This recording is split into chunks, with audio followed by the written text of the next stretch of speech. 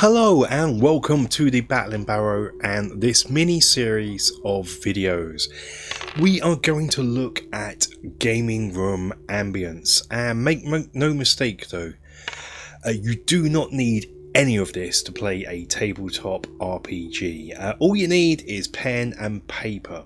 You don't even need dice, as you can make numbered chits out of the pen and paper. Since I started playing Dungeons & Dragons using the Beckme rules in the late 80s, I knew I wanted to create an immersive tabletop experience.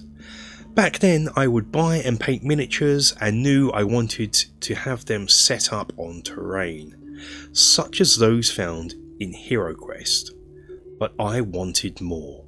I wanted lighting, sound and even smells, but money, skill and technology always prevented this dream from becoming a reality. Now I'm older and earning money, I have started to make this dream come true.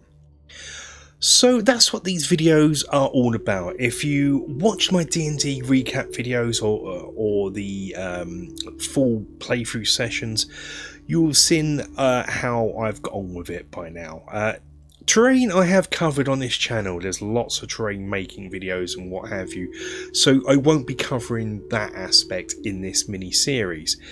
If you want to get going with terrain though, I would make some dungeon tiles. There's a video, which corner? This corner here, that you can click on to get started there. So let's start with audio, and which can be the next simplest thing to introduce after miniatures and terrain. Before I get on how I do things, let's cover some other ways to get sound into your games that you may want to look into first. First up, there is YouTube. There are channels that specialise in tabletop role-playing gaming and ambience, such as Michael Gelfie Studios, that have a wealth of different scenarios and ambiences. There are also ones that do awesome music, such as Table RPG Music, that you can use. If you join their Patreon, you can also download tracks as MP3s. I will come back to this later in the video. You can either play them using a PC if you have one nearby when you're gaming, or on your phone. It's quick and easy, but there are many drawbacks, such as having to search and queue up tracks, adverts playing in the videos if you don't have premium, and also if you don't have premium, if you use your phone, you can't shut off the screen without interrupting the video.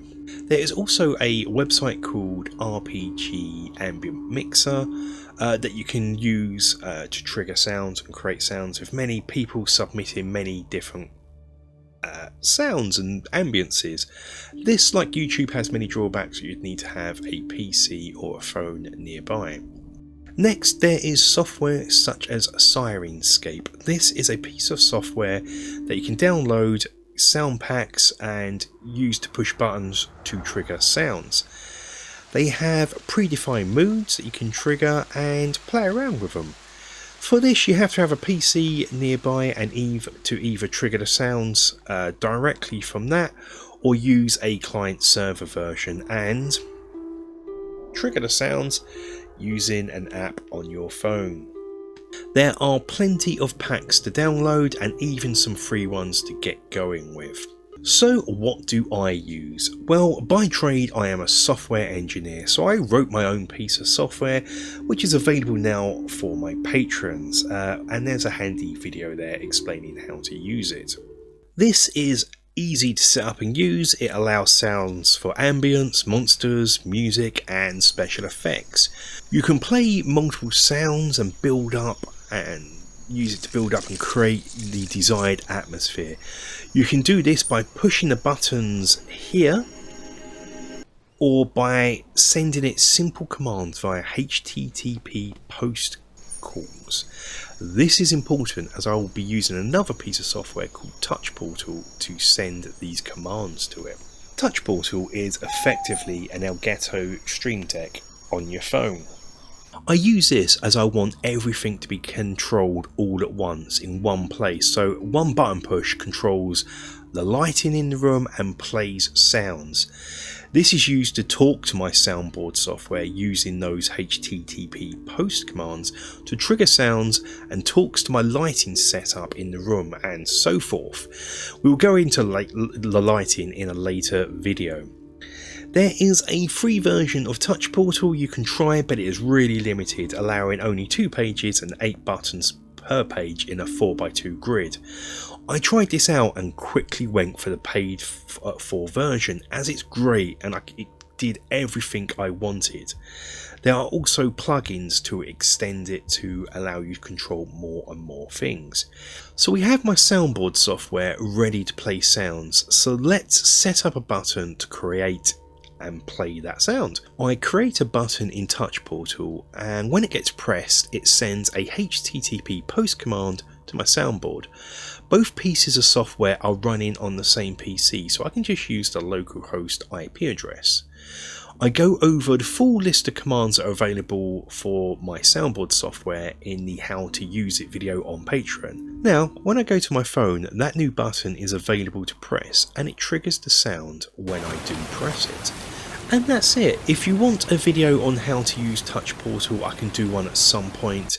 The nice thing is one button can do multiple things. As well as triggering sounds, I can send a command to do lighting and do something else too. We will go into that when we do the lighting video. What I do for outdoor locations is have a button for morning, day, evening and the night. This changes the sound ambience accordingly, so if we're outside we can have a bird song in the morning and crickets in the evening. It will also change the lights. I will then have a button to press to affect the atmosphere, so in a forest you could have a button that makes it more spooky, or one just to stop all the wildlife to have an unnerving calm.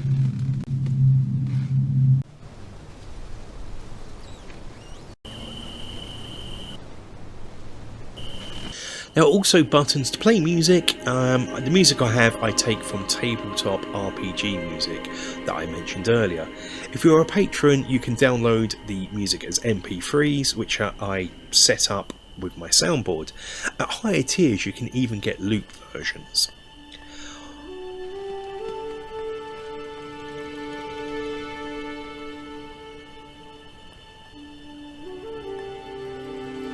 I also have combat buttons set up for different potential encounters. Obviously you cannot cater for every monster, but I try and pick the most commonly used for that location that I'm setting up. This will play a piece of combat music as well as a loot monster sound. So where do you get monster sounds? The best place is video games, and Baldur's Gate in particular. This game has helped shape my expectations when it comes to how things are meant to sound in Dungeons & Dragons. Another good place for ambient sounds is RPG Ambient Mixer that I mentioned earlier. You cannot directly download the sounds, but you could capture the individual sounds using something like Audacity, but that is beyond the scope of this video. You will quickly become a Foley master, creating sounds for your world. The hardest sound I had to create was a shark. What noise does a shark make? No! So I created the sound of splashing and teeth chomping and was really pleased with it.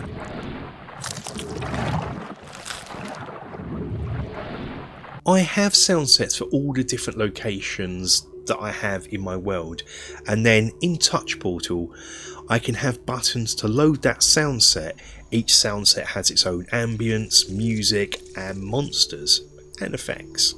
One other thing I want to touch on briefly, but is outside the scope of this video, is Touch Portal can control OBS too. If you watch the full playthrough sessions, you will see camera changes during them, and this is all done via Touch Portal. So all I need is on my phone.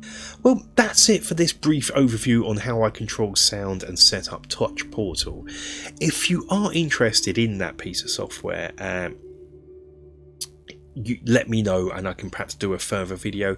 If you're interested in my soundboard that I've shown off here, it's available for patrons now. So that's it for this one. I hope you enjoyed it. I hope it may have inspired you to add sound to your gaming sessions. It's such a simple thing to do and can add a wealth of ambience to your gameplay. As I said, it's not something you have to do because it's a tabletop RPG. You just need pen and paper. Anyway, I'm going to wrap this up. Until the next video, guys, stay safe, take care, and bye bye.